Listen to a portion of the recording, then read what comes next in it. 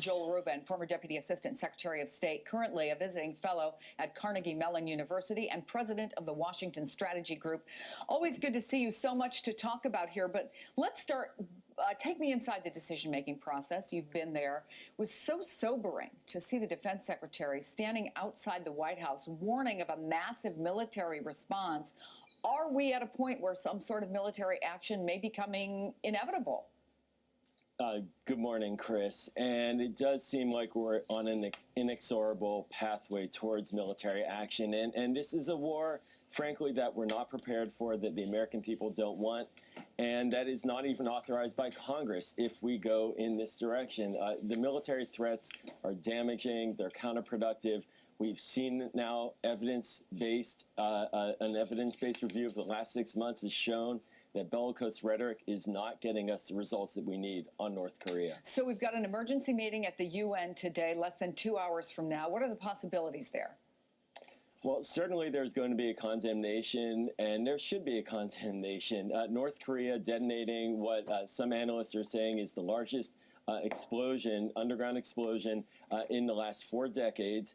That is a problem, and that needs to be called out. But there is, as Congressman Meeks just mentioned, a need for a multilateral approach. And the further that the United States argues that we have a military option, the less likely it is that we're going to get the kind of multilateral action that we need for the economic pressure that has to be placed on North Korea to change its behavior. But again, the diplomatic option is not being delved into enough. There are real opportunities that we need to explore. We have done this before with the Soviet Union when they were pointing thousands of nuclear missiles at us, and we negotiated with them on reducing those missiles, those weapons. The same thing we've done with other states like Iran. We need to be investing more in our diplomacy. I know a lot of people say that, but this has befuddled administration after administration. Kim Jong-un is even more aggressive than his father has been. Take a look at this, the comparison between him and his father. Kim Jong-il carried out 16 tests in 17 years. His son has carried out 84 tests and 18 just since Donald Trump was sworn in. I mean, the world worries. The UN Security Council is about to meet.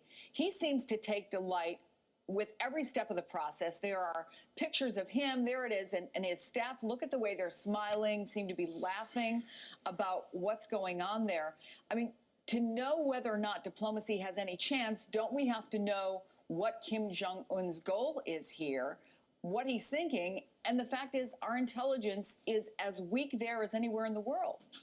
Well, you're right, Chris, and in a sense, the wrapping has come off of the package. Right now, there is no policy towards North Korea, and for much of the last 15 years, when the Bush administration pulled out of the agreed framework with North Korea, largely because of violations of North Korea as well. But when the U.S. pulled out of that, we've had a policy for 15 years that has not generated results. And diplomacy is also about understanding your adversary. It's about getting in the room. It's about working it more aggressively to figure out what those limits are.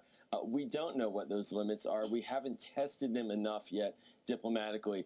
That's what was done on the Iran nuclear deal several years ago when we diplomatically engaged, when we had back channels, and it got us to a point where we have now a sustained deal on Iran that's working, that's preventing a new nuclear power from emerging. We need to be testing North Korea, not pulling away from putting them in that exam room.